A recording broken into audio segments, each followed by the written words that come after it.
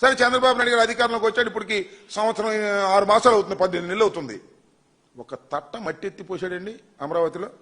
ఒక తట్ట ఎత్తి పోసినటువంటి సందర్భం లేదు. కానీ గొప్ప విషయం ఏంటంటే ఈ 18 మాసాల్లో చంద్రబాబు నాయుడు గారు 3,000 కోట్ల రూపాయలు ఇచ్చాడు అడ్వాన్స్. తన ప్రియమైనటువంటి కాంట్రాక్టర్లకు మాత్రం 3,000 కోట్ల రూపాయలు అడ్వాన్స్ ఇచ్చేశాడు. దానిలో మొబిలైజేషన్ అడ్వాన్స్ అని పెట్టాడు, కొత్త పద్ధతి తీసుకొచ్చాడు. మేము అప్పుడు రివర్స్ టెండరింగ్ పెట్టాం, జ్యుడిషియల్ ప్రివ్యూ పెట్టాం, ఒక మంచి సిస్టమ్స్ పెట్టి ధరలు తగ్గించే విధంగా, కాంట్రాక్టర్లు కొమ్మక్ కాకుండా ఉండే విధంగా ఒక పద్ధతి ప్రకారం చేస్తే ఆ రివర్స్ టెండరింగ్ విధానాన్ని పక్కన పెట్టేశాడు. ఎందుకంటే కమిషన్లు కొట్టాలంటే అది కుదరదు కాబట్టి. మళ్ళా జ్యుడిషియల్ ప్రివ్యూని తీశాడు. ఈ రెండూ తీసేసి 3,000 కోట్ల రూపాయలు కాంట్రాక్టర్లకు ఇచ్చేసి దానిలో కమిషన్లు కొట్టుకునేటువంటి పరిస్థితికి వాళ్ళ చంద్రబాబు నాయుడు గారు వచ్చేశారని కూడా ఈ సందర్భంగా మనం చేస్తున్నాం.